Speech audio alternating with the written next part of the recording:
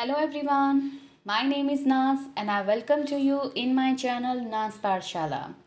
So today I'm going to take one more interesting story, and through this English story you will learn tenses, vocabulary, pronunciation and how to do perfect reading. So without wasting time, let's start.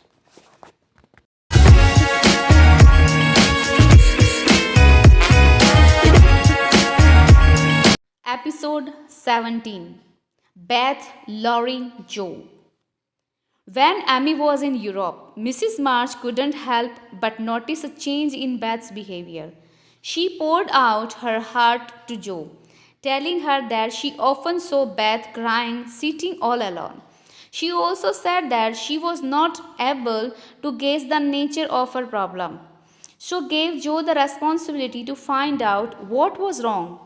Joe also noticed that whatever Marmee had told her was true, and now even she was concerned. She kept looking for signs that could lead to the cause of her grief.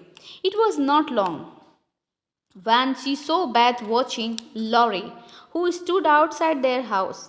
A tear dropped from her eyes, which confirmed Joe's doubt and that Beth was in love with Laurie.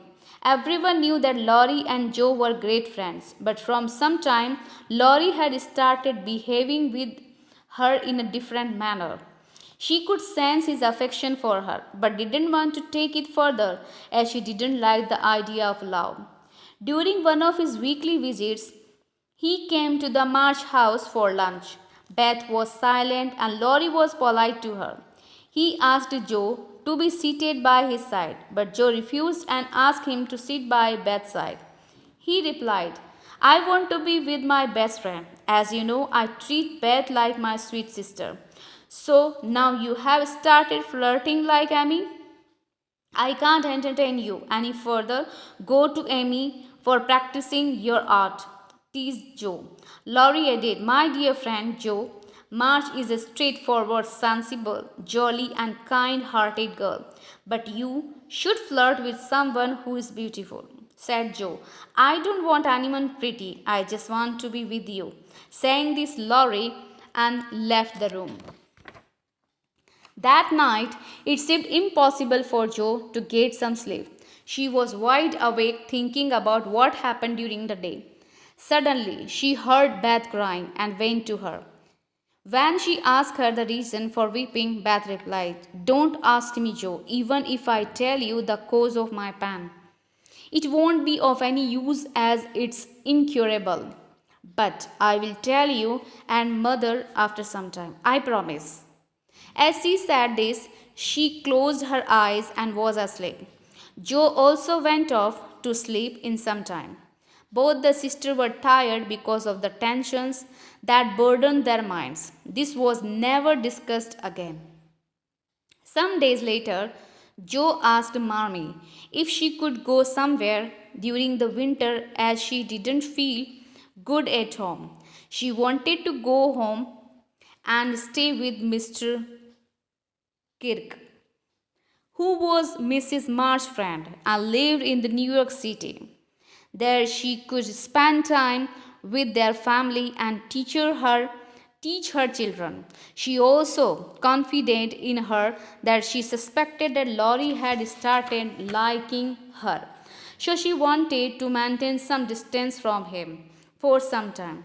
Her mother asked Joe if she had any feeling for him. She replied that she had always loved Laurie as her brother and didn't want to be involved in things like romance. She was leaving Beth behind to take care of Laurie. It was said that Joe would leave for Mrs. Kirk's place as soon as possible, as she had agreed to Joe's plan to help her with kids. Joe's only fear was how to tell Laurie and what would be his reaction. She overcame it and told Laurie that she was leaving, but his reaction was not how she expected it to be. He grew silent and left. When Joe was leaving, he whispered in her ear that his eyes is on her and he will come and bring her home. After reaching her destination, Jo was greeted by Mrs. Kirk and her two sweet kids.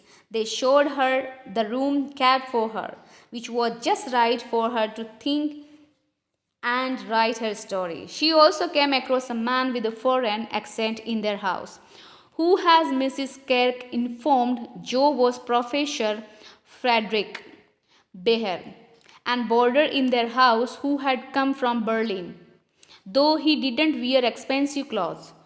To Joe, he appeared to be a gentleman with a strong voice and a beard. With time, Joe also heard that Mr. Beher taught German to the boarding house's children, and he was therein favorite as he also enjoyed playing with them. While Jo passed her time writing, she once met him when she stepped out one day. He was trying to sew something, and Jo was amused and was also sad that he had to do his own sewing. Some days later, Mrs. Kirk went into his room with Jo and was unhappy to see everything scattered all over the room. Jo helped her put everything in place and also assisted in mending his clothes. Mr. Bahier offered to teach her German for what she had done for him. Jo was intrigued by this charming and mysterious man. Mr. Bahier came to know Jo's passion for books. He got one for her as a New Year present. To return his favor, Jo also bought many useful things for his room. Jo also continued teaching Mrs. Kirk's children and aided her in household work. She missed her family and to support them continued writing stories. She was successful with the romantic genre and wished to write something sensational stories that paid well. So she wrote a story and submitted it to a reputed paper known for romance writing, Weekly Volcano. Her story was accepted on one condition that she would add more spice to it. When she did it, there was a succession of the story, but they were anonymous. She kept collecting money she received for her writing, thinking she would surprise Beth by arranging a trip for her to the mountains. Jo began her search for a new subject for her new story, which ended in Mr. Bahier, who was not that handsome, didn't wear good clothes, yet he was popular with people, and everyone respected him. Jo secretly watched his behavior, as he was kind hearted and hardly spoke more than was needed. Later, Jo discovered that he was a learned man. Slowly, Jo started getting drawn towards him. Then one day, while they were sipping tea together, Mr. Bahier told Jo that the romantic stories in the paper were a waste of time for him. Hearing this, Jo started feeling uncomfortable.